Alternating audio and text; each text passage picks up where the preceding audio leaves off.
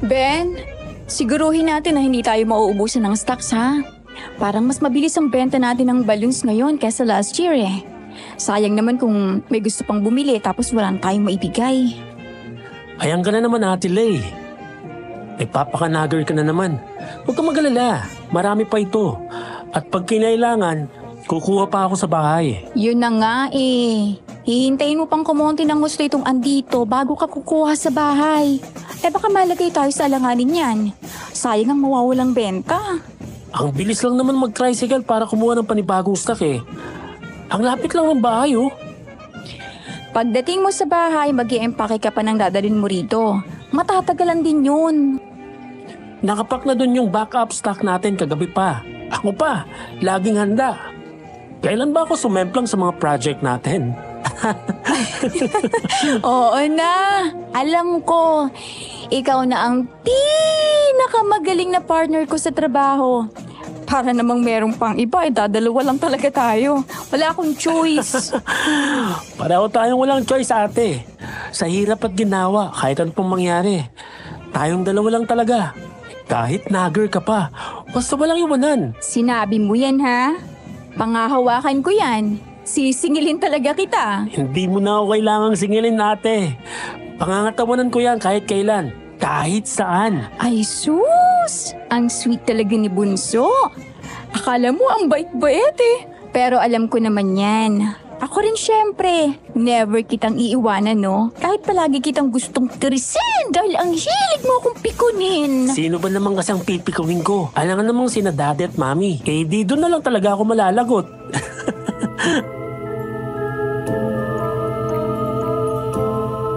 Ganoon kami lagi ni Ben, Miss Anne. Palibasa, dadalawa kaming magkapatid at 1 taon lang ang pagitan namin. Madalas kaming parang aso't pusa, pero napaka-close din naman namin sa isa't isa.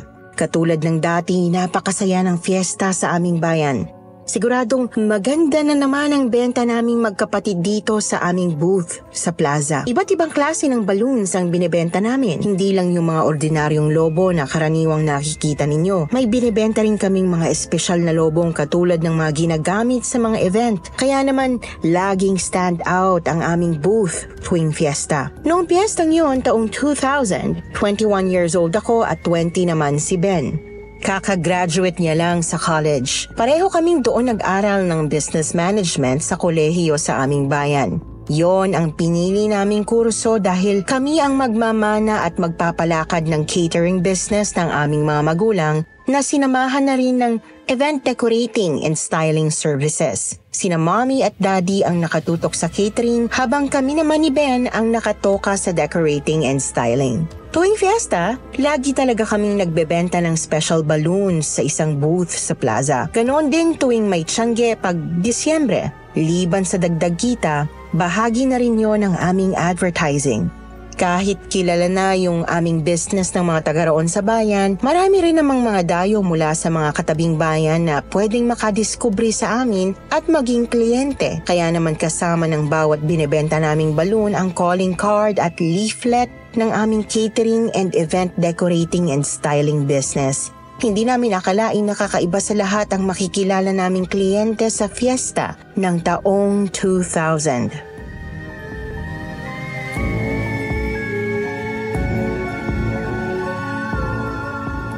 Ang dami talagang dayo pag piyesta, no ate? Ang daming turistang foreigner. Marami rin mga bisitang Pinoy na taga-ibang probinsya at syudad.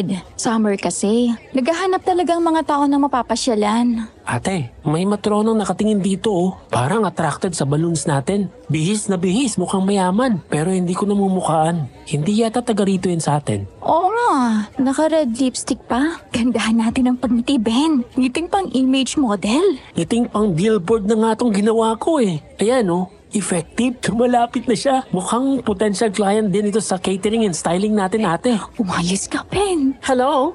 Magaganda ang balloons niyo. Gusto ko kung paano kayo nagko-combine ng fresh flowers tsaka special ribbons sa mga balloons. Ay, Thank you, ma'am. Talagang specialty po namin ng mga bouquet ng fresh flowers na may balloons. Pwedeng ibigay sa kadate, girlfriend, asawa, family member, o kaibigan sa special occasions. Nag-o-offer din po kasi kami ng catering na may kasamang decorating and styling services for events. Kaya meron kaming special balloons and accessories. Pwede rin po kaming mag-customize ng balloons depende sa event. Oh, that's perfect. Kailangan ko nga ng decorator at stylist para sa party, pero di ko na kailangan ng food. Pwede bang decorating services lang? Pwede naman po. Ito po ang calling card namin at leaflet po. Ako si Lay at siya naman si Ben. Parents namin ang may-ari ng business. I'm sorry. Very pleased to meet you, Ma'am Sari. Ano pong event po at kailan? Well, children's party pero hindi yung pangkaraniwan. Mas parang debut ang event. Ah, yes ma'am. May mga ganyan nga po kaming klase ng children's party. Magagawa po natin yan. Ano po ang theme? Victorian era. Yung nung mga 1800s na ang suot ng mga tao ay silk or satin, velvet at lace. Di ba ang elegante tingnan ng ganon? Naku, oo nga po ma'am. Ang ganda. So, ang ribbons at mga tela po natin ay magiging velvet, satin at lace. Usually po kailangan naming makita yung venue at malaman yung type ng decor na kailangan nyo para po makapagbigay kami ng price. Yung iba po kasi full decor talaga na kasama ang ceiling at walls. Hindi lang tabletop arrangements. Kaya magkakaiba po ang pricing. Saan pong venue? Sa bahay ko mismo, hindi na kailangan ng decor sa ceiling pero pupunuin natin ang buong bahay ng balloon and flower arrangements. Gusto ko ba na transparent ang balloons na may gold glitter sa loob? Ang ribbons ay combination ng white lace, gold satin, and deep red velvet. Walang problema sa price. Din po. Ay, teka! Naku ma'am, pasensya na ho kayo sa kapatid ko. Medyo excited lang. Kailan nga po pala yung event nyo? Sa makalawa na, day after tomorrow. Akala ko hindi na ako makakapag-decorate sa bahay. Buti nakita ko kayo. Sakto ma'am, wala kaming nakaschedule na event. Kailangan pa rin po namin makita yung bahay nyo para makapag-quote kami ng presyo. At para po makapagpirmahan tayo ng contract, may 50% down payment din po upon signing. Yung balance po payable once makompleto namin yung pag-decorate. Naku, malayo ang bahay ko. Sa kabilang bayan ako nakatira. Sa Rojo Subdivision, doon. Dinayo ko lang talaga tong fiesta nyo kasi invited ako ni Mayor. Ang gusto ko sana isasama ko na kayo sa sasakyan pag uwi ko mamayang hapon. Dalhin nyo na ang lahat ng kailangan yung gamit at materials. Tutuloy tayo sa rest house ko kung saan gagawin yung party. So, doon na kayo mag-overnight at bukas na kayo mag-decorate. Ipapahatid ko rin kayo pa uwi pag natapos ng trabaho nyo. O sa bayaran naman, i-advance ko na ngayon mismo ng buo. Cash. Hindi ko na kailangan ng kontrata. Magkano ba ang pinakamahal yung package? 50,000 po. Ay, pinakabonggang wedding package na po yon. Nakasama ang bridal shower, background styling para sa mga photoshoot, charge decor, at reception. Hindi naman ganun kalaki ang kailangan nyo. Yun na rin ang ibabayad ko kasi matutulog pa kayo din sa bahay. Kasama niyo ang abala ko sa oras niyo. Wow! Thank you ma'am! Pero ma'am, kailangan muna naming magpaalam sa parents namin. Biglaan ito eh. At isa pa pala, yung supplier namin ng fresh flowers andito sa bayan. Kung magdadala tayo ng bulaklak mamaya, balalanta na po yung mga yun sa araw ng party. Hindi na natin kailangan ng fresh flowers. Marami akong dried flowers sa bahay. Hobby ko kasi mag-preserve ng bulaklak. So yun ang mga gagamitin nyo. Oh, by the way, heto na ang 50,000. Nanlaki ang mga mata naming magkapatid nang maglabas si Ma'am Sari mula sa kanyang bag ng makapal na bungkos ng perang papel na tig 1,000 piso. Naka-paperclip na ang mga yon ng tig 10,000. Nagbilang siya ng 5 nakaklip at inaabot yon sa amin. Naku ma'am, ang laki talaga niyan para sa ipagagawa nyo. Sabi mo nga biglaan ng event kaya fair lang ito. Para sa rush na paghahanda. And isa pa, matitigil yung pagbebenta nyo ngayong araw so covered na rin ito yung nawala nyong benta. Oh, kunin mo na para sigurado kayong seryoso ako at para assured na ako na may magde-decorate sa bahay ko. Naku, sige ma'am, maraming salamat. Ipagagawa ko lang ito ng resibo. Magliligpit na rin kami para makauwi na. Makapagpaalam at makapaganda ng mga gamit. Saan po namin kayo pupuntahan? Nakapark yung sasakyan ko dun sa kabilang dulo ng plaza. Malaking itim na SUV at naghihintay doon ang driver ko, Greg ang pangalan. Payat siya, medyo nakakalbo na, and 60 anyos. Nakapolong puti. So doon na tayo magkita mamaya mga alas 5, okay? Ma'am, heto na po yung resibo. Darating po kami mamaya. Andyan na din po ang address namin sa resibo kaya hindi namin kayo matatakbuhan. Sigurado naman ako sa inyo magkapatid, Lay. Oh, may pastries nga pala ako dito. O, iwin nyo na to. Imerienda nyo kasama ng parents nyo habang nagpapaalam kayo. Nakakahiya naman po, ma'am. Sobra-sobra na ito. Actually, pasalubong ko dapat yan kay Mayor kaya special. Kaso nalaman ko kanila lang na diabetic pala siya. So hindi na pwede yan sa kanya. Kaya i-enjoy nyo na lang, okay? Malas naman ni Mayor at ang swerte namin. Thank you, Mama. You're welcome. See you later. Hindi halos makapaniwala sina Mommy at Daddy sa inuwi naming cash at kwento. Ang sarap talaga nitong bigay ni Ma'am Sari. Wala pa akong natikmang ganitong klase ng pastry sa mga bake shop dito sa bayan. Oo nga. Ngayon pa lang ako nakatikim ng ganito. Kakaibang linamnam. Sabi nga raw, panregalo dapat niya ito kay Mayor, kaya talagang primera klase. Oo nga, buti na lang diabetic si Mayor. Tinatanggihan mo pa kanina, ate, tapos sarap na sarap ka rin naman ngayon. Siyempre, ayoko namang magmukhang matakaw, no? Yan bang hindi matakaw? Atin-atin na lang to.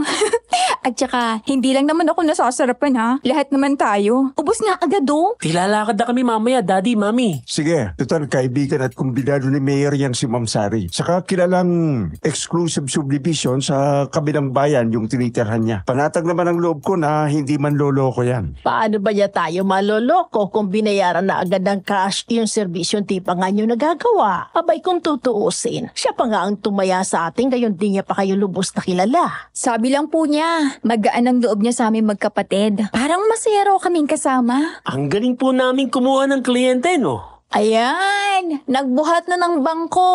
Tara na nga! Samsumin na natin ang lahat ng kakailanganin para sa party ni Ma'am. Damihan na natin ang materyales dahil hindi pa natin alam kung gaano kalaki yung bahay na ide-decorate. Ihahatid naman daw tayo pa uwi kaya hindi problema kung may susobra sa kailangan uli nating pitpitin. Okay, ate. May nakahanda naman tayo mga plastic pin para sa mga yon. Pang-overnight lang ang dali ng personal na gamit, ha? Yung kasya lang sa maliit na knapsack. Hindi naman tayo makikiparty ron. Alam ko naman yun, no? Galingan nyo para kunin kayo ulit. Baka next time kasama na ang catering natin. Pag nagustuhan ng mga bisita niya ang gawaan niyo, baka i-refer din niya sila sa atin. Sana rin ganito kalaking project lahat. Yung inaalala natin na wala pa tayong next event this month, solved na dito pa lang. Pagpapa-impress tayo, ate. Para masundan pa ito ng marami.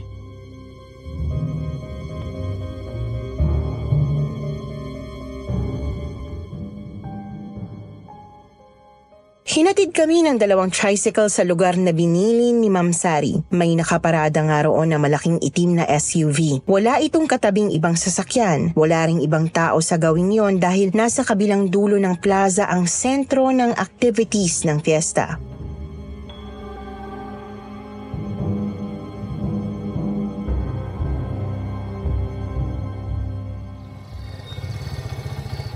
Yan na yata yung sasakyan ni Ma'am Sari. Ben, Sobrang tinted naman ng mga salamin. Di ko tunay maaninag kung may driver sa loob. Bakit ba itong mga mayayaman ang hilig sa ganyang tinted na salamin? shh, ano ka pa? Ipababa na natin ng mga gamit at bayaran mo na yung mga tricycle. Pag-alis ng mga tricycle, saka naman nagbukas ang pinto ng malaking sasakyan. Bumaba ang isang malaking lalaki na tugma sa deskripsyon ni Ma'am Sari sa kanyang driver.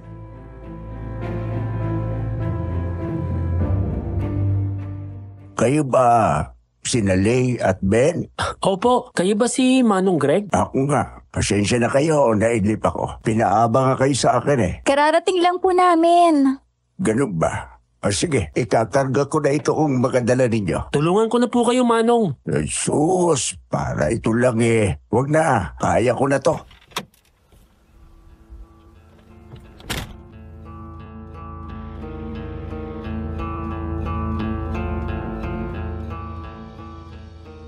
Ang sabi ni Ma'am Sari, 60 na si Manong Greg. Ibig sabihin, 10 taon ang tanda niya sa daddy namin. Pero kahit sa ganoong edad, maliksi siyang kumilos. Saka yung kanyang mga braso kahit payat ay parang sa mga nagma-martial arts. Bakat ang muscles. Sa tansya ko nga, mukhang kaya niyang maging bodyguard na rin ni Ma'am. Eksaktong naikarga yung mga gamit namin, nakita kong papalapit na mula sa aming likuran si Ma'am Sari.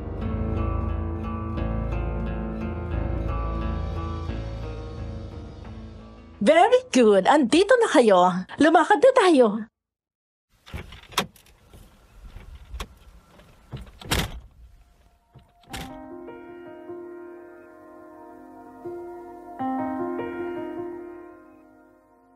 Komportable naman naming maituturing ang aming buhay dahil sa aming family business pero owner-type jeep lang ang aming sasakyan, Miss Anne. Kapag kailangan maghakot para sa event ay umuupa kami ng ibang sasakyan. Kaya naman impressed kami ni Ben pagpasok sa luxury SUV ni Ma'am Sari. Hindi ko alam ang eksaktong modelo nun dahil hindi ko naman kabisado ang mga ganoong bagay.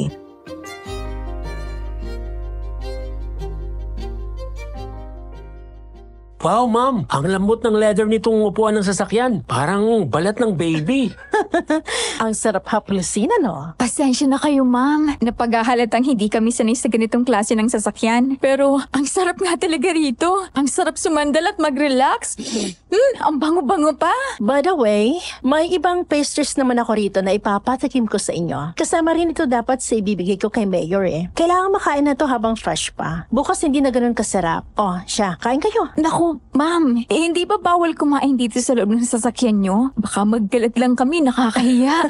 Okay lang yan. Kayang-kayang linisin ni Greg tong sasakyan kahit paanong kainin ko dito. Di ba, Greg? Oo naman, ma'am. See? Kaya eto simulan nyo na. Kayo po, ma'am. Hindi ako mahilig sa matatamis eh. Kayo po, Manong Greg. Ay, kumain na naman ako niyan kanina. Nakarami nga ako eh. Kayo na ang umubos niyan, Lay Ben. Huwag na kayo mahiya para naman hindi yan masayang. Sige na nga po. Naku, ma'am, sobrang sarap na nung pinauwi niyo sa amin kanina pero mas masarap pa ito. Ganun ba? Sige, kalang ng kain. Hindi na namin napigilan ang aming mga sarili. Naubos namin ni Ben yung laman ng kahon. Tigatlo yata yung nakain namin. Wake up, Lay. Ben, gising na. Andito na tayo. Asan? Sarap ng tulog yung dalawa eh. Napagod kasi kayo kanina sa pagtitinda tapos nag-impake pa kayo. Hinayaan ko na kayo makapagpahinga sa biyahe. Oh, baba na tayo. Nauna lang binaba ni Greg yung mga gamit nyo. Naku, sorry po. Tinulugan namin kayo. Okay lang yon.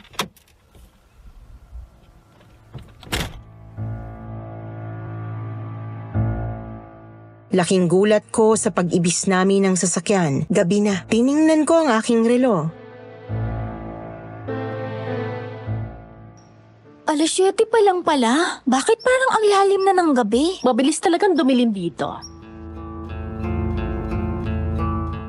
Tumingin ako sa paligid at lalo akong nagulat. Ang dinatna namin ay isang malaki at lumang mansyon na napapaligiran ng kagubatan.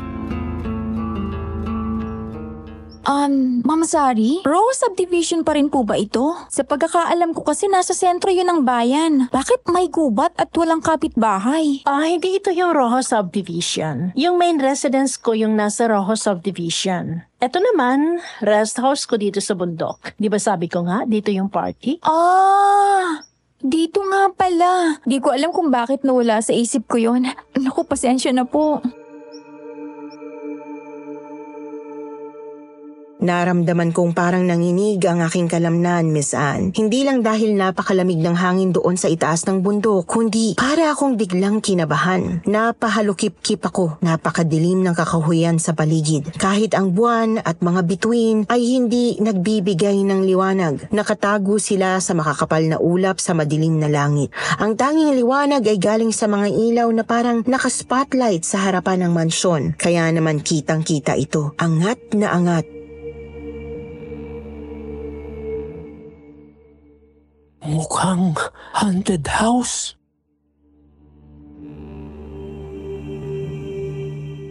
Napakislot ako sa gulat sa biglang pagbulong ni Ben sa may likuran ko. Hindi ko kasi siya napansing lumapit at yung sinabi niya ay siya mismong nasa isip ko sa mga sandaling yon. Pero sinaway ko siya na parang pagsaway ko rin sa sarili kong imahinasyon.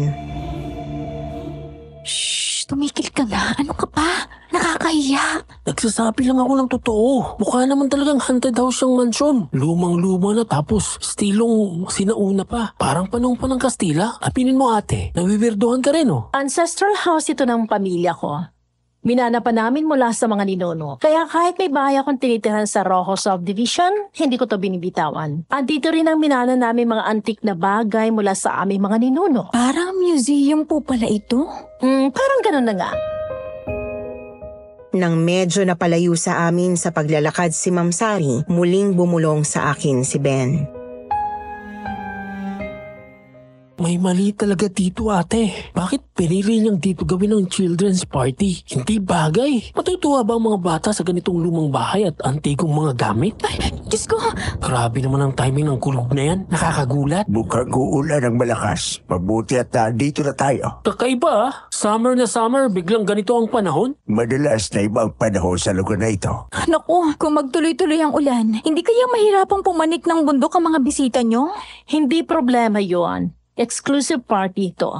Andito ng lahat ng dadalo. Pumasok na tayo, baka bumagsak ang ulan. Andito na agad ang mga bisita. Kung sa bagay malaki ang mansyon, parang hotel, kasya nga sigurong ma-accommodate ka ng lahat ng bisita. Pero ibig sabihin maraming manggugulo habang magde-decorate tayo bukas. Naku, sakit ng ulo yun. Huwag ka ngang makulit.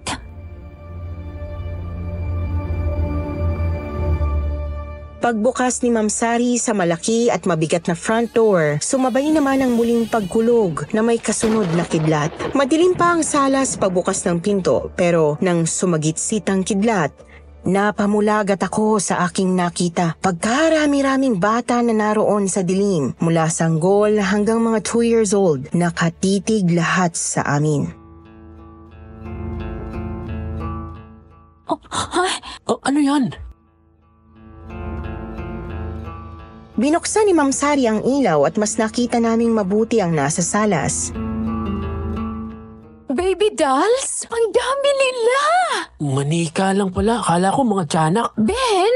Ay, sorry po. Nagulat lang ako. Koleksyon ito ng pamilya namin. Hindi pa lahat yan. Meron din hanggang sa dining room at library.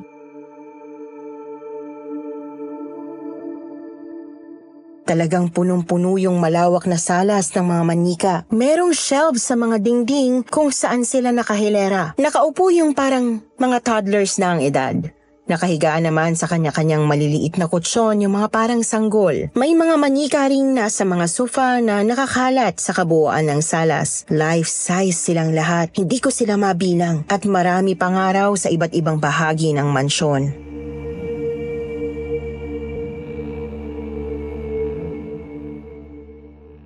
Ang gaganda nila, ma'am. Kaya pala Victoria ng team ng children's party nyo. Noon ang mga suot ng dolls. Para sila mga batang prinsesa at prinsipe noong unang panahon. At napaka-realistic nila. Para talaga mga totoong baby at bata. Authentic na galing pa sa 1800s yung mga suot nila. May koleksyon din ng pamilya namin ng mga damit ng bata. Wow! Priceless treasures nga ang mga ito, ma'am. Grabing koleksyon. Pero, hindi ba delikadong ma-expose sila sa mga bisita ninyong bata? Baka po paglaruan at masira. Wala kang dapat ipag-alala, Lay. Para sa kanila ang party. Exclusive lang sa kanila. Walang ibang bisita. Ganun po? Pasimple kaming nagkatinginan ni Ben. Pareho kami nang iniisip. Weird yung magpapaparty para lang sa mga manika. Siya namang biglang bumuhos ang napakalakas na ulan. Mas lalong naging kakaiba ang aming pakiramdam.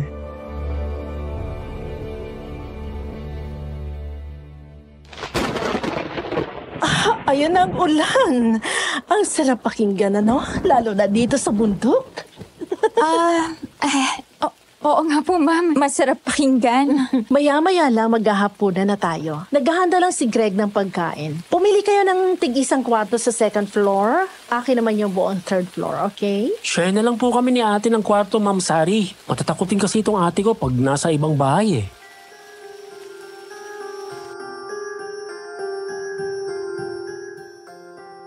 Nagulat ako sa sinabi ni Ben dahil hindi naman yun totoo. Hindi ako matatakutin.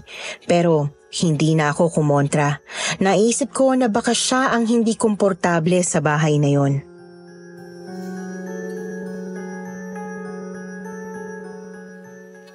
No problem. Kayong bahala. May mga kwarto dyan na tig-2 kama. Lahat naman ng kwarto may sariling toilet and bath. So, feel at home.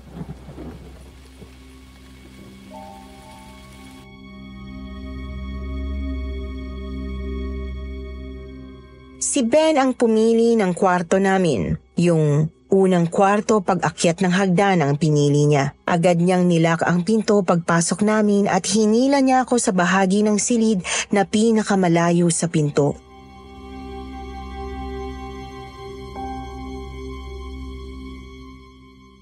Ate, may maluwang na tornilyo yata sa utak yan si Ma'am Sari, no? Mabuti na lang, bayad na tayo. O baka yun din ang dahilan kung bakit ganun lang siya kadali kung magbitiw ng pera. Paano kayang hindi siya namumulubi? Siguro ubod ng yaman niya talaga. Pero kahit bayad na tayo, nakakatakot pa rin isipin na may sayad yung may-ari ng bahay na tinutuluyan natin. Hoy, baka naman may pinagdadaanan lang yung tao. Malay natin, may nabasa na akong ganyan eh. May mga tao na nakaranas ng tragedy sa buhay. Halimbawa, nawala ng anak, parte ng pagdadalamhatin nila yung ibaling sa mga manika ang kanilang atensyon. At syempre yung pagmamahal. Saka wala namang masama dun. Wala naman siyang naagrabyado. Ang bait nga niya sa atin, di ba? Basta huwag tayong kampante, ate, ha? Kaya nga sinabi ko sa kanya na magkasama tayo dapat sa kwarto. Hindi tayo nakakasiguro. Baka bigla na lang yung magwala sa kalagitnaan ng gabi. Baka psycho killer yan. Huwag mo nga akong tinatakot ng ganyan. Kababasa at kapapanood mo yan ang tungkol sa mga psycho killer eh.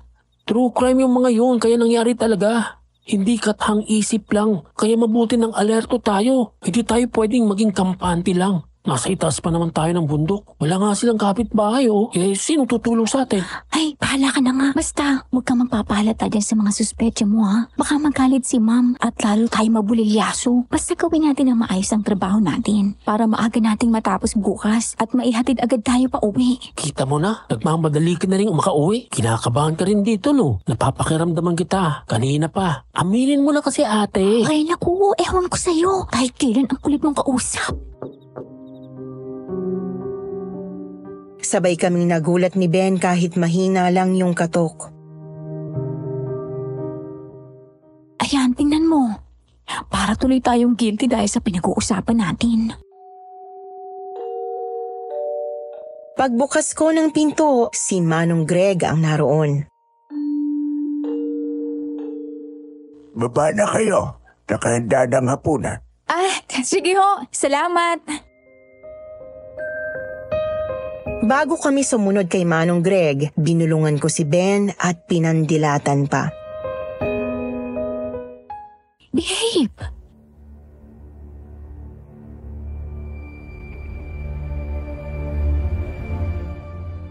Si Ma'am Sari lang ang nakasalo namin sa hapunan.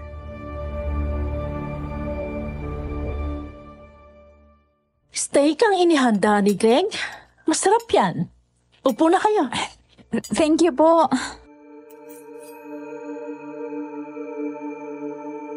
Hindi halos kami nakakain ni Ben, Miss Anne. Paano naman kasi sobrang rare nung pagkakaluto ng steak. Kapag hiniwa ay tumatagas pa yung mapulang katas na parang dugo. Pareho pa naman kaming magkapatid na mahilig sa tostadong beef tapa. Pero si Ma'am Sari, parang sarap na sarap. Naisip ko tuloy, hindi kami pwede ni Ben sa sosyalang kainan. Hindi namin type ang pagkain pang mayaman tulad ng steak na rare. Nakakailang din na habang kumakain, napapaligiran kami ng mga manikang nakahilera sa mga shelf sa dingding ng magarbong dining room. Para tayong pinapanood mga manikang nasa shelves, oh. Para silang nakatitig sa atin. Natatakot ka ba sa kanila, Ben?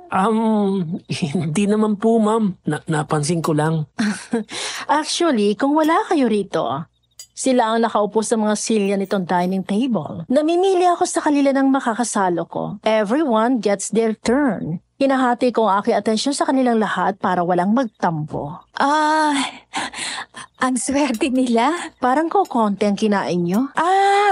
Kasi ma'am, busog pa rin kami sa dami ng pastries na nakain namin kanina. Ganun ba? Sige, magpahinga na kayo. Ma'am, pwede bang mag-ikot muna kami sa bahay para ngayong gabi na namin planuhin yung decor? Para bukas, diretso pag-execute na ng design. Mas makakabilis po yun ang trabaho.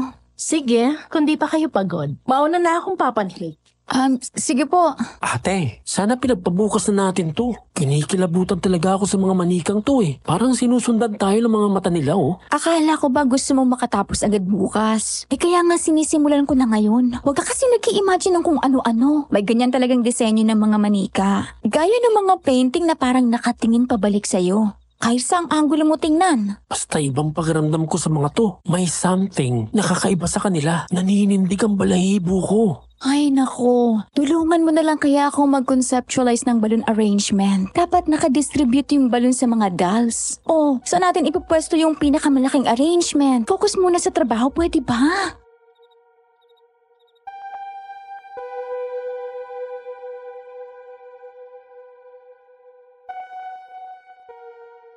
Napilitan si Ben na sumunod sa akin.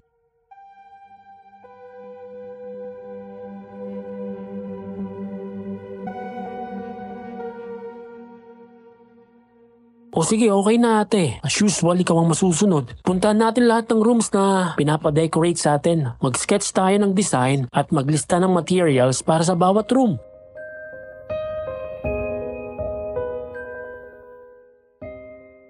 Actually, may point naman talaga si Ben, Miss Anne. Kahit ako ay kinikilabutan sa mga manika ni Ma'am Sari. Sobra kasi silang realistic. Para bang bigla na lang gagalaw o iiyak. Pero hindi ko ipinahalata sa kapatid kong nararamdaman ko. Ayokong aminin kasi lalo lang kaming magkakatakutan.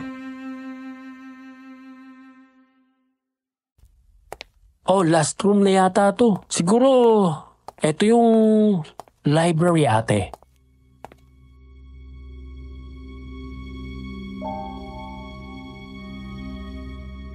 Pagpasok namin sa library, naakit ako agad sa nakadisplay na stuffed animals na katabi ng mga libro sa shelves.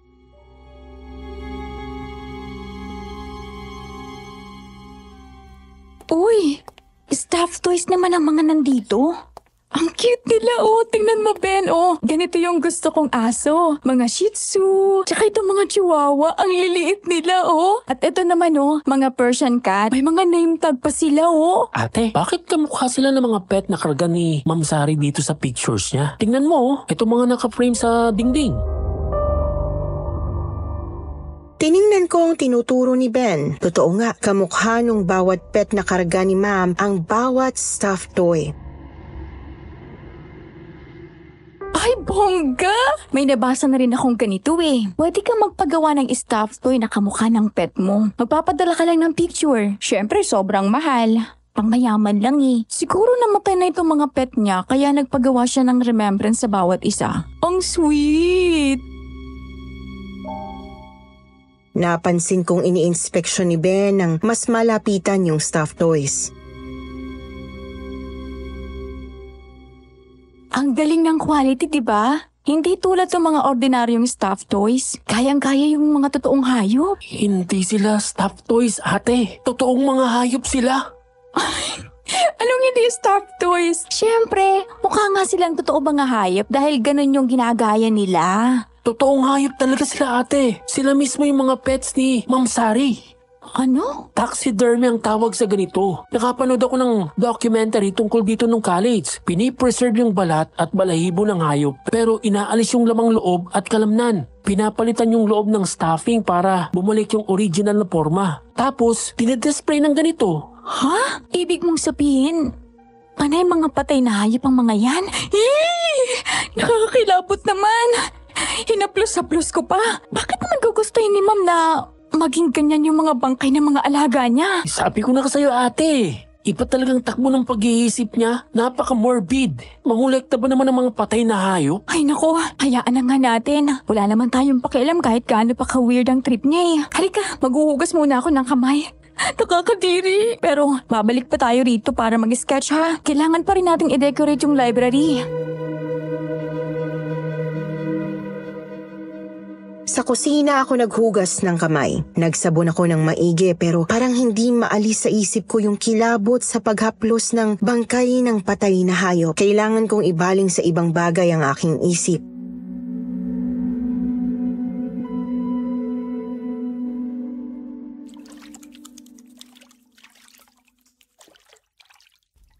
Nasaan kaya yung sabi ni Ma'am na gagamitin nating dried flowers. Kailangan makita na natin kung anong klase yung mga yon para tama yung ating design. Hanapin natin. Dito raw sa storeroom sa tabi ng kusina nilagay yung mga materyales natin. Baka andito rin yun. Sige nga, tingnan mo.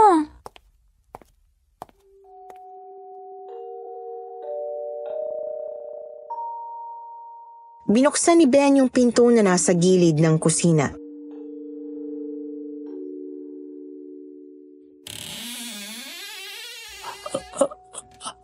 Ate?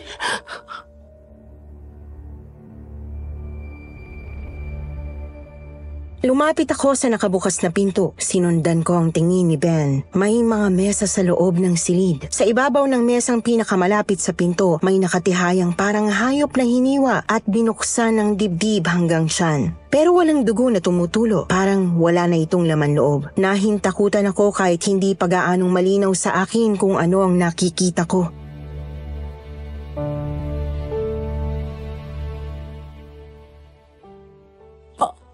Anong hayop yan? Yan ba yung sinasabi mong pagtataxidermy, Ben? Diyan ginagawa yung pagtaxidermy ng mga hayop? Hindi yan hayop. Ate, patayan. Hindi agad rumihistro sa utak ko ang sinabi ni Ben, pero unti-unting luminaw ang tingin ko sa maliit na figurang nakatihaya sa mesa. Bata nga, mga 1 taong gulang na bata. Bumulwak ang lahat ng laman ng tiyan ko.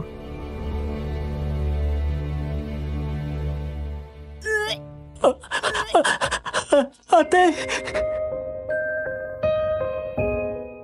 Inalalayan ako ni Ben hanggang parang naubos ang laman ng tiyan ko. Pagkatapos, nanghina ako at napaupo sa sahig pasandal sa pader sa labas ng silid. Nakayakap sa akin si Ben.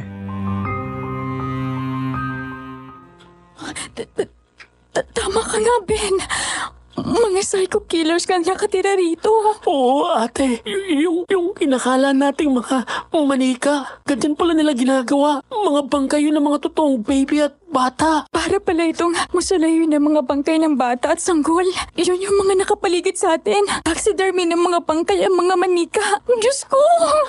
Tumakas na tayo, ate. Kailangan na nating umalis dito. Sige, kahit makipagsapalaran tayo sa gubat, bahala na. Basta bababa tayo ng bundok. Kaya mo na ba, ate? Kaya ko na. Bilisan na natin. Pero ingatan mo makapag-ingay. Hindi dapat magising si Ma'am Sari at Manong Greg.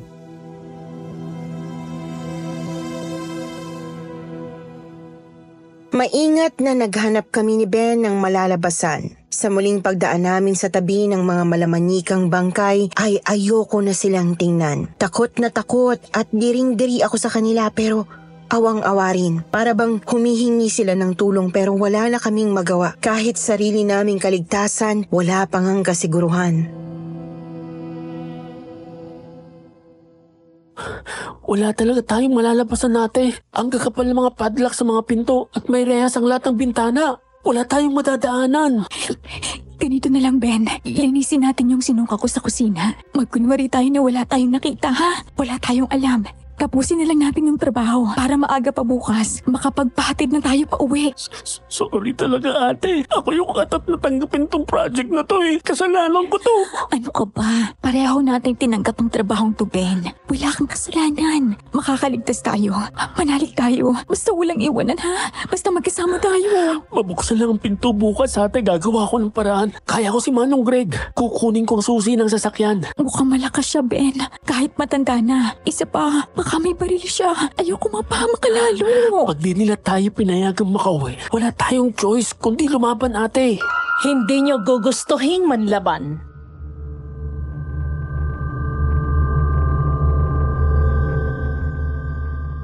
Nayanig kaming magkapatid sa biglang pagsasalita ni Ma'am Sari ni hindi namin siya narinig na lumapit sa amin.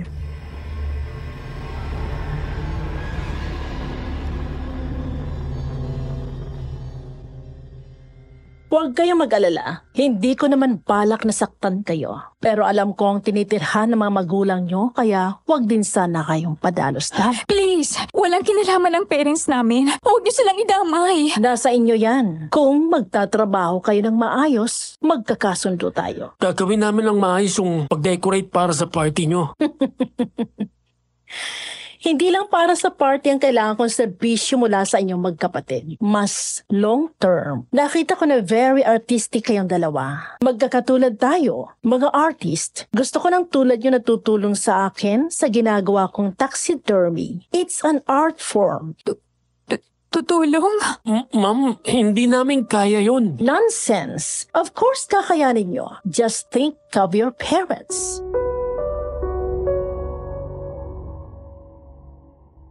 Napakapit ako ng mahigpit sa braso ni Ben.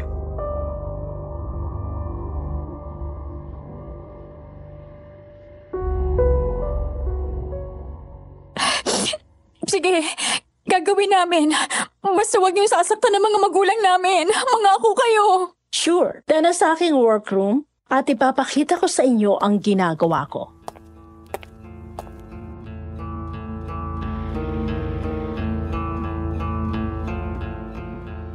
Nanlalamig at nanlalata kami ni Ben sa takot. Parang hindi namin magawa na pumasok sa kahindik-hindik na kwartong yun. Pero dahil sa bantaki na mommy at daddy, pinilit namin ang aming mga sarili.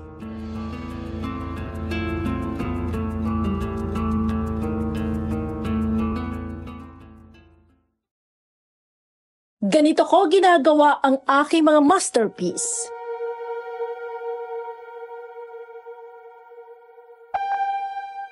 Para akong nakapaloob sa isang napakasamang bangungot. Masangsang ang amoy ng kemikal sa silid. May iba pa palang nandun liban sa nakita naming bata na buo pa ang katawan pero warak na ang harapan. Sa ibang mesa, may balat na lang ng sanggol na pinapatuyo. Kasama pati mukha nito na butas ang mga mata.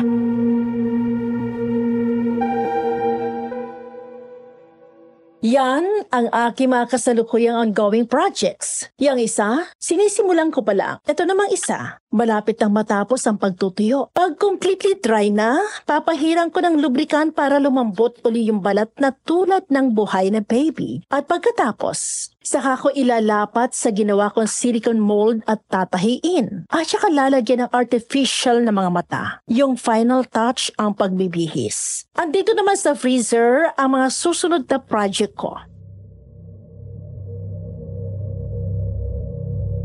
Binuksan niya ang malaking freezer at tumambad ang ilan pang mga sanggol na frozen. Nakabukas ang mga mata ng mga ito at parang nakatitig sa amin. Parang biglang nagdilim ang aking paligid. Nagising akong nakahiga sa malamig na sahig na semento. Nakauna ng ulo sa kandungan ni Ben. Anong nangyari? Nangulang ka ng malay, ate. Mabuti nasalo kita kaya hindi nabagok ang ulo mo. Asan tayo? Kinulong tayo dito sa selda sa 3rd floor.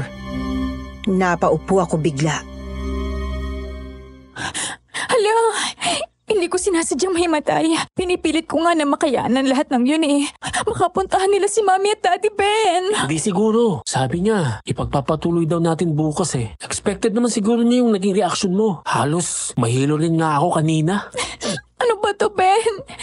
Pati si Mami at Daddy nalagay sa panganib. Hindi lang siya psycho, kundi isa ring serial killer. Ilan lang nga kaya ang nabatay niya. Para siyang hindi tao. Hindi nga. Nagulat kami sa paglapit ni Manong Greg sa may rehas ng selda. Pareho kayo, mga walang konsensya, mga halimaw. Kakaiba siya. Abangan niyo mamayang hating gabi. Pagpatak ng alas 12, may maririnig kayo sa bubong. Bantayan niyo sa bintana. Makikita niyo ang sikreto. Pagkasabi noon ay muli kaming iniwan ni Manong Greg. Sikreto? May iba pa bang sikreto? Alam na nga natin kung ano sila. Antabayanan na lang natin, ate. Wala rin naman kaming magawa kaya hinintay namin ang hating gabi. Hustong ang alas 12 ay may narinig kaming parang mga mabibigat na yapak sa bubong.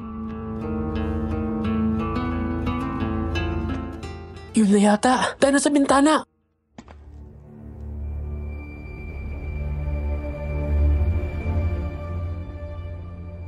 Wala ng ulan. Mula sa bubong ay nakarinig kami ng parang pagaspas ng malalaking pakpak. Maya-maya may bumulusok papunta sa himpapawid. Dumaan yon sa tapat ng bintana ng selda pero napakabilis lang.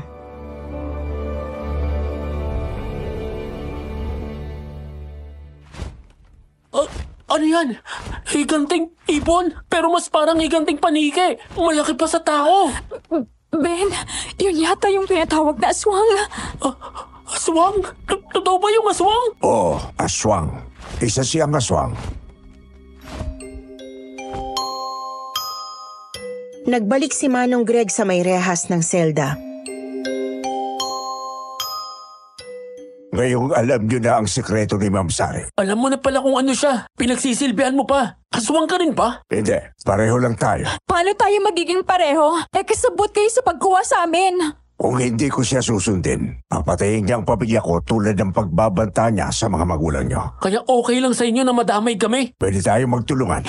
At bakit kami magtitiwala sa'yo? Pare-pareho tayong ito na lang ang pag-asa. Hindi tayo makatatakas dahil siguradong masusundan niya tayo. Pati mga pamilya natin ay paghihigantihan niya. Kaya kailangan mapatay muna natin siya. Hindi ko kayang gawin yon mag-isa. Kaya hindi ko tinangka. Hindi niyo rin kakayanin kung dalawa kayo. Ibang klase ang lakas niya. Pero kung magtutulungan tayong tatlo, magagawa natin. May laban tayo. Nagkatinginan kami ni Ben at nagkaintindihan. Pagkakataon na yun para maalis ang banta kina mommy at daddy. Susuungin namin ang lahat para sa kanila.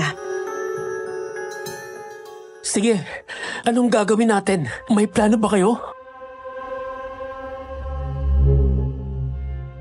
Binuksan ni Manong Greg ang selda at pinakawalan kami. Dinala niya kami sa labas ng mansyon sa likod ng kusina. Doon, nagpatulong si Manong Greg na hukayin ang ibinaon niyang mga panlaban sa aswang.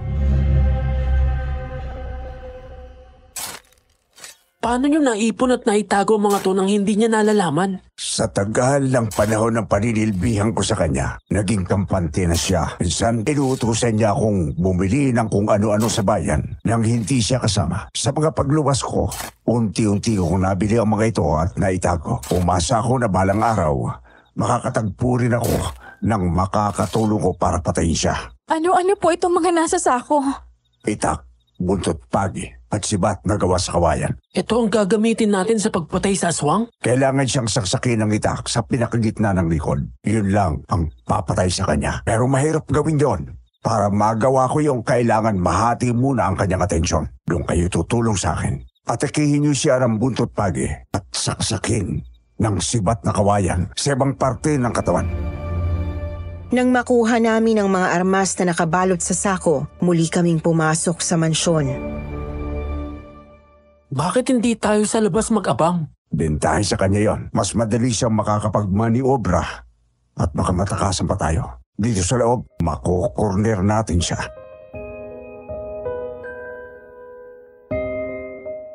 Binigay ni Manong Greg sa akin ang buntot pagi. Basta ihataw mo lang ito ng ihataw. Kung hindi mo siya tamaan, tunog pa lang nito, naririndi na ang aswang. At pag tinamaan mo siya, mangingisay siya sa sakit. Pag-atubilis siyang lapitan ka. Kaya proteksyon mo rin yan. Huwag na huwag mong bibitawan yan, ate, ha? Kaya ko to. Kay Ben naman binigay ni Manong Greg yung sibat na kawayan. Huwag mong maliitin itong sibat, kahit gawa lang sa kawayan. Para nitong sintigas ng bakal laban sa aswang. Habang abala siya sa pag-iwas sa buntot pagi, isaksak mo ito sa kanyang tagiliran o tiyan. Pag namilipit siya, saka ko ibabaw ng itak sa gitna ng kanyang likod. Kailangan may koordinasyon tayo. Ben, mag-iingat ka. Oo, ate. Huwag mo akong alalahanin. Busog ang aswang. Pagkababalik lang galing sa paglipat. Pag busog, mabigat ang katawan. Bentahe sa atin yon. Mas mabagal ang kilos niya. Nasaan yung aswang ba siya pag kinalaban natin? Mas delikado yon dahil mas malakas siya ng di hamak pag nasaan yung aswang. Swerte natin dahil bahay niya ito. Pag uwi niya, babalik siya sa kanyang anyong tao. Pero maghanda pa rin kayo. Kahit saan yung tao, yung lakas niya katumbas ng 5 lalaki. Kaya huwag niyong kalimutan ang ating diskarte. Sa ganung paraan lang natin siya maiisahan. Saan natin siya aabangan? Sa kwarto niya. Pagbaba niya sa bubong, doon siya nagpapalit ng anyo at nagbibihis. May hagdan doon papunta sa loob ng kanyang kwarto. Sanay na siyang naghihintay ako roon. Para anumang ipag-utos niya. Minsan kasi may dala siyang bangkay na ipinalilinis at ipapalagay sa freezer. Nagagawa niya yun? Kailangan para sa kaligtasan ng pamilya ko. Kayo rin naman, di ba? Gagawin niyo ang lahat para hindi niya patayin ang mga magulang niyo. Oo, Manong. Magtutulungan tayo. Tatapusin na natin to. Tayo na sa 3rd floor. Doon muna tayo maghintay sa labas ng kwarto niya.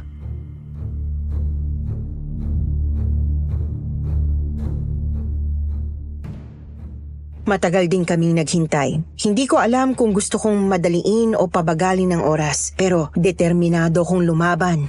Kahit pasabihing takot na takot ako. At lalong ayokong masaktan si Ben.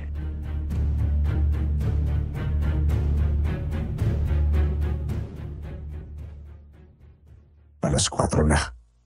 Parating na siya. Paganda kayo.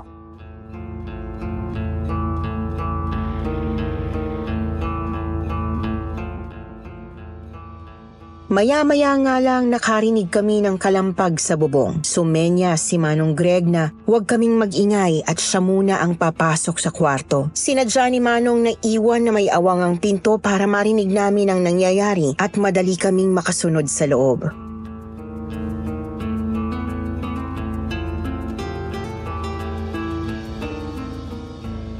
Wala akong dala ngayon, Greg. Pangit yung bata.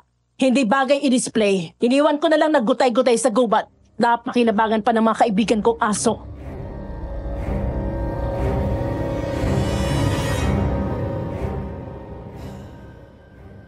Pinanindigan ako ng balahibo sa aking narinig. Isa na namang walang malay na bata ang pinatay at kinain niya. At pagkatapos ay pinalapa pa sa mga asong gubat, humigpit ang pagkakahawak ko sa buntot pagi.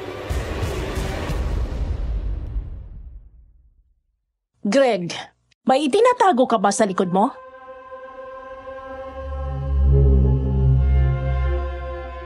Yon ang senyales para pumasok na kami ni Ben. Bumaling ang tingin ni Ma'am Sari sa amin at nanlaki ang kanyang mga mata nang makita ang mga hawak namin. Kahit nag-anyong tao, hindi pa rin siya ganap na nakakabalik sa kanyang dating itsura. Namumula ang kanyang mga mata na mas nakamulagat, magaspang at maraming kulubot ang kanyang balat. Higit sa lahat, matutulis at nakausli ang mga ngipin niya na naninilaw. May mansya pa ng sariwang dugo sa gilid ng kanyang bunganga. Kahit hindi siya katulad nung nakita naming lumilipad kanina, mukha pa rin talaga siyang aswang.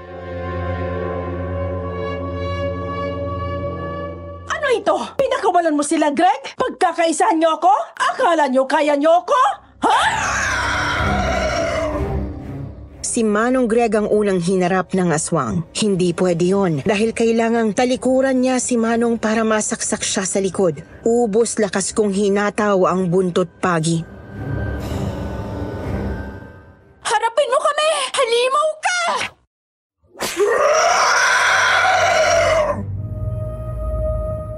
Bumaling nga sa akin ang aswang. Muli kong hinataw ang buntot pagi. Umilag ang aswang. Etong sayo! Agad na sinaksak ni Ben ang sibat na kawayan sa tagiliran ng aswang. Bumaon yon ng malalim. Katulad ng plano namin, sinabayan ko yon ng paghagupit ng buntot pagi hanggang namilipit sa sakit ang aswang. Siya namang pagsaksak ni Manong Greg ng itak sa gitna ng kanyang likod. Napasadsad ng padapa sa sahig ang aswang. Sa wakas, yan ang dapat sa'yo. Hindi ako makapaniwalang natalo namin ang aswang. Napakalakas pa rin ng kabog ng dibdib ko.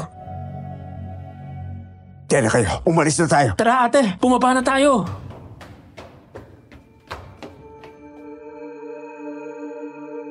Pagdating namin sa sala, may nilabas na lighter si Manong Greg. Sinindihan niya yon at hinagi sa antigong kurtina na agad namang nagliyab. Mabilis na kumalat ang apoy sa mga kurtina at pati na rin sa mga katabing nakataxidermy na mga bangkay. Nakakakilabot makitang nasusunog ang mga bangkay. Kailangan masunod ang aswang para hindi na uli mabuhay. Kasama na siya sa pagkasunog ng buong bahay. Lumabas na kayo. Hintayin niyo ako sa may sasakyan. Sumakay na tayo! Saglit lang. Bakit po? Ano pang gagawin nyo? May lalagyan ng gas dito na ginagamit ko sa mga sulo. Isasaboy ko lang para makatulong sa apoy.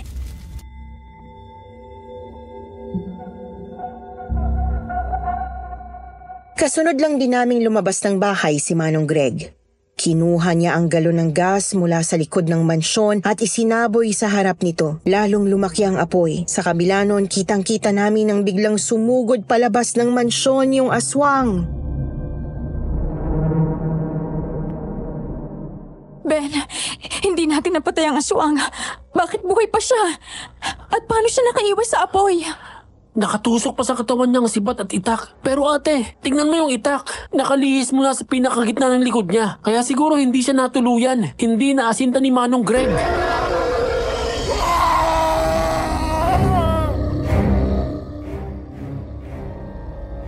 Napatakbo si Manong Greg pero konti lang ang inilayo niya bago siya naabutan nito.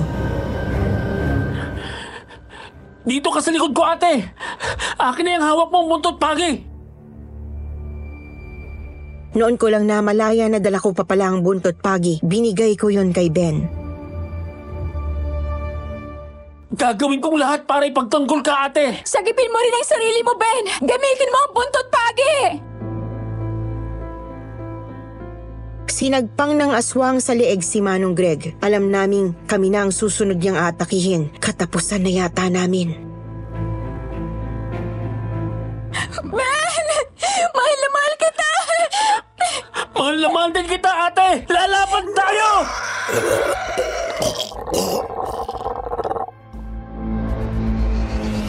Pero matapos patayin si Manong Greg, ay bumagsak din yung aswang sa ibabaw ng kanyang bangkay. Patay na siya, Ben! Para naman akong narinig ng aswang dahil bigla itong nagtaas ng ulo at tumingin sa aming direksyon. Napayakap ako kay Ben. Hinataw naman niya sa ere ang buntot pagi. Diyos ko, Ben! Ayan na siya! Mukhang hinang-hina na siya, ate. May laban pa tayo. Ben, tingnan mo. Nagawa pa niyang bunutin ang sibat na nakatusok sa kanyang tagiliran. Hindi nga lang niya maabot yung itak na nasa kanyang likod. Susugurin niya tayo!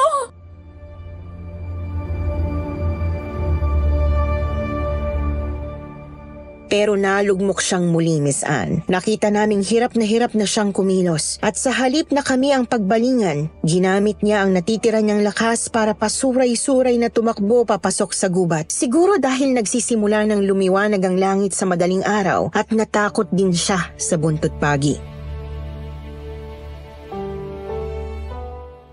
Ben! Saan ka pupunta? Kay Manong Greg! Wala na siya, Ben! Wala na tayong magagawa! Imposibleng matulungan pa namin si Manong Greg dahil halos nakahiwalay na ang ulo niya mula sa kanyang katawan. Kailangan kong makuha yung susi ng sasakyan sa kanyang bulsa, ate!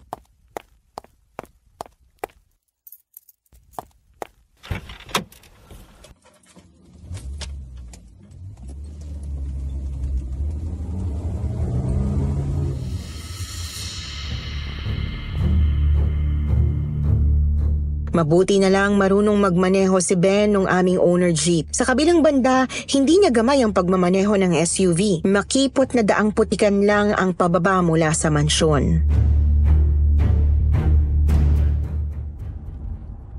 Bilisan mo, Ben! Para makarating agad tayo sa atin! Hindi pwedeng mas mabilis pa, ate. Pababa ang daan. At hindi ko kabisado tong sasakyan. Madulas ang putik dahil sa malakas na ulan kagabi. Baka madisgrasya tayo. Sorry, hindi ko naisip yun. Sige, mag-ingat ka sa pagmamaneho. Basta makarating tayo ng matiwasay sa bahay. Isa pa pala yun, ate. Hindi natin pwedeng dalhin hanggang bahay itong sasakyan. Bakit hindi? Pag na-trace ang may-ari nitong sasakyan, makokonekta tayo sa pagpatay kay Manong Greg. Tayo ang pagbibintangan. Bakit tayo? I-report natin ang lahat ng nangyari. Biktima tayo, Ben. Pero sinong maniniwala sa atin? Sinong maniniwala na aswang ang pumatay sa kanya? Asan na yung aswang? Wala tayong pruweba. Yung mga bangkay ng mga bata na ginawang taxidermy, nasunog na. Oo nga pala. Anong gagawin natin? Kailangan nating iiwan tong sasakyan bago tayo makarating ng highway. Lakarin na lang natin palabas, total maliwanag na. Sasakay tayo ng bus o jeep palayo rito.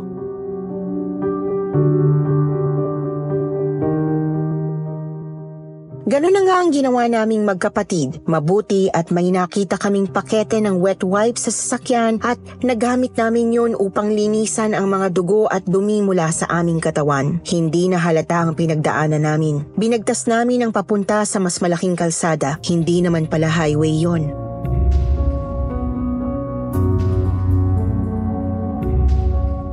May 1 oras na tayo rito, Ben. Wala pa rin dumadaan ang sasakyan. Magsimula na kaya tayong maglakad. Kaso ate, hindi natin alam kung aling direksyon ang pauwi sa atin. Tulog kasi tayo sa biyahe kahapon.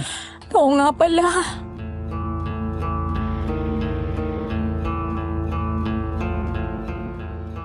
Maya-maya may paparating na kalesa. Isang matandang lalaking hukluban ang kutsero. Natakot ako sa itsura niya.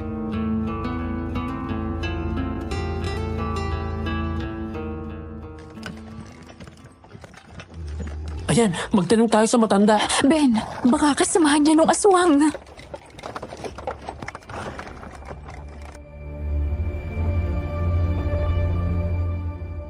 Wala na akong nagawa dahil tumigil na sa tapat namin yung kalesa nung matanda. Hey, sakay na. Kailangan nyo makalayo bago gumabi. Hahabulin uli kayo ng aswang.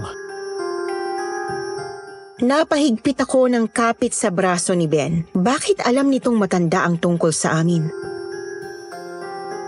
Anong pinagsasabi nyo? Sino kayo? Tawagin nyo na lang akong Lolo Intoy.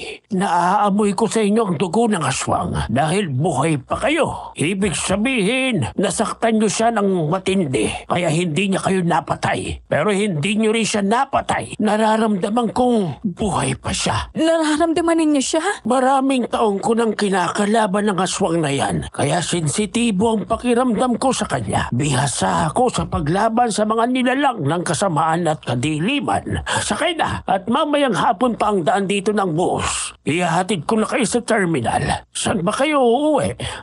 Dyan lang ho sa kabilang bayan. Sinabi ni Ben ang pangalan ng bayan namin.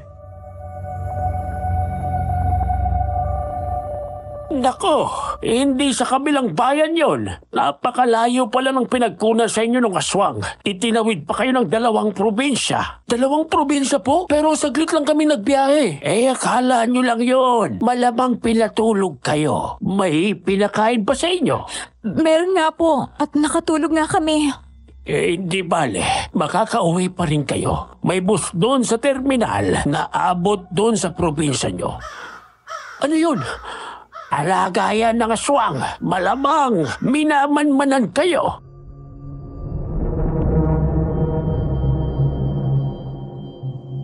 May kinuhang tirador at bato si Lolo Intoy mula sa kanyang tabi at inasinta niya ang uwak. Tinamaan ito pero sa halip na bumagsak ay para itong sumabog na abo sa ere.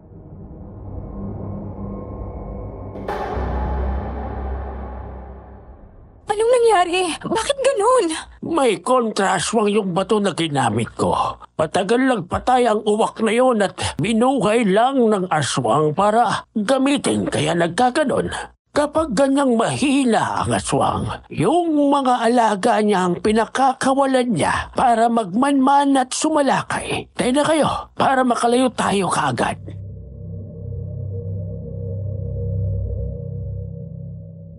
Hindi na kami nagdalawang isip. Sumama na kami kay Lolo Intoy.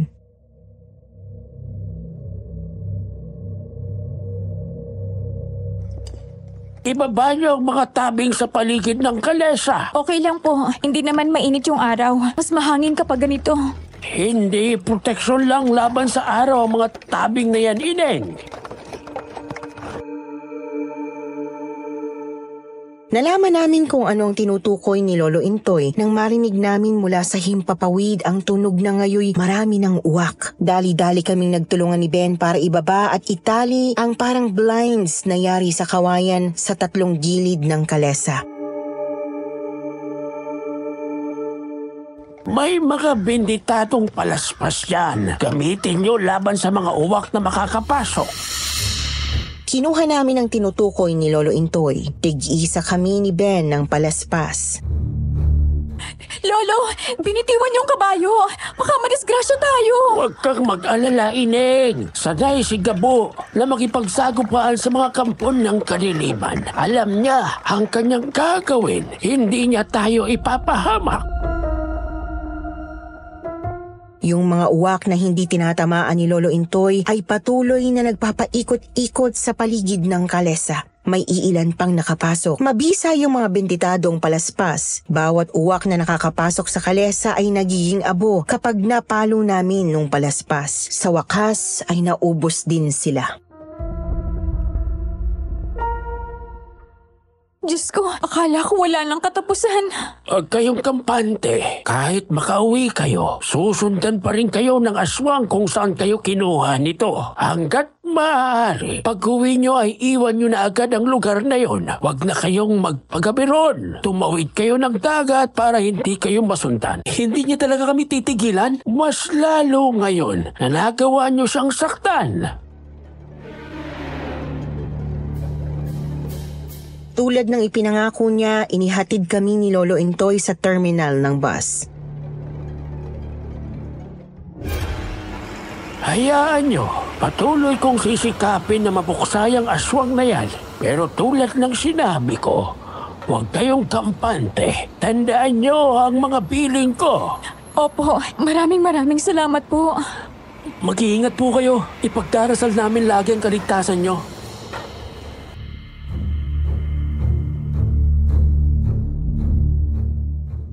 Mabuti na lang at nasa mga bulsa pa ng pantalon naming magkapatid ang aming mga wallet. Sapat ang pera namin para makabili ng tiket ng bus pa uwi. 6 na oras yata yung tagal ng biyahe hanggang sa probinsya at bayan namin. 6:00 ng umaga kami umalis at tanghaling tapat naman kami nakarating.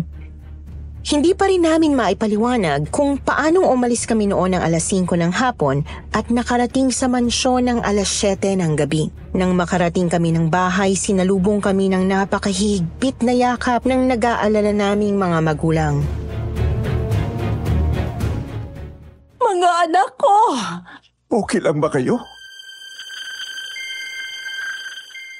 Totoo nga talaga ang parents' instinct. Nagkaroon pala sila ng masamang kutob nung wala na kami. Habang umiiyak, ikinuwento namin ni Ben sa kanila ang lahat-lahat. Salamat sa Diyos at nakaligtas kayo.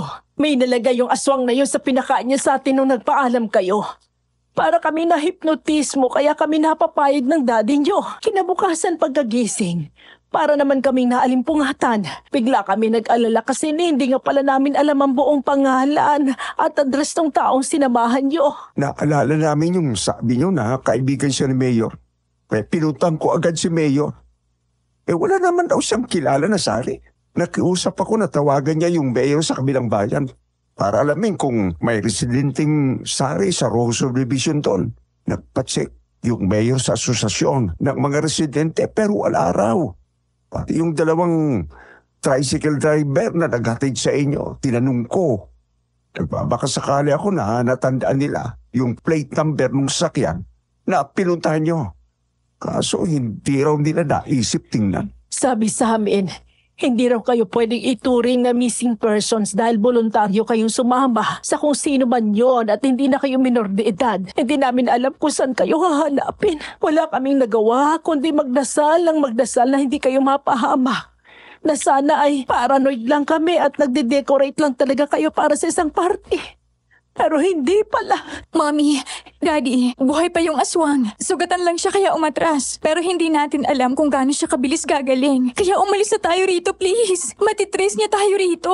Alam niya itong address natin. At hindi lang yung aswang ang panganib sa atin. Pwedeng makasuhan kami ni ate ng murder kapag nadiskubre ang bangkay ni Manong Greg. Kami ang pag-iinalaang pumatay sa kanya. Walang maniniwala na gawa yun ng aswang. Hindi maniniwala ang batas sa aswang. Ganun ba?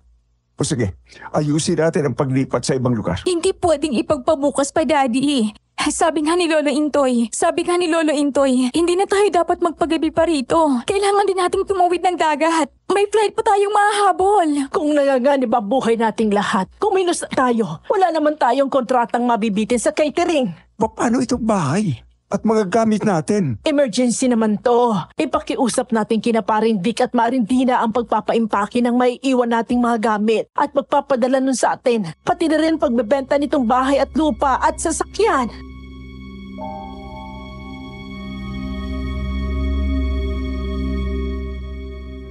Kababata ni Daddy ang aking ninong Vic na isang abogado habang real estate broker naman ang asawa niyang si Ninang Dina. Para nang magkakapatid ang turingan nila ni Daddy at Mommy. Kaya naman nagawa naming makalipad papuntang Metro Manila nung araw ding yon, Miss Ann. Wala rin naman kaming mga empleyadong naiwan dahil nangongontrata lang kami ng workers sa tuwing may nakaschedule kaming project. Depende sa laki ng event. Pagkatapos tumira ng ilang araw sa isang maliit na pension house ay nakahanap na kami ng titirhang apartment. Mabuti na lang at masinop sa pera ang mga magulang namin kaya malaki ang kanilang savings.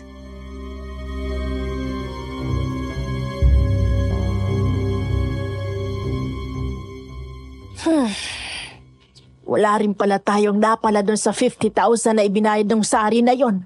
Totoong pera nung una nating nakita, hindi ba? Paano kaya naging panay to yung dahon na lang doon sa pinaglagyan natin? Sabi nga po ni Lolo Intoy, may kapangyarihan tinatawag na sa bulag ang aswang. Nagagawa nitong paniwalayan ng mga tao sa ilusyon. Mabuti na rin po yun. Nakakatakot din namang hawakan yung perang galing sa aswang. Sisimula uli tayo. Food business pa rin. Kung nagawa namin ng mamin yun na dalawa lang kami noon, ngayon pang-apat na tayo, simplihan muna natin. Tulad ng pagrarasyon ng pananghalian at merienda sa mga opisina.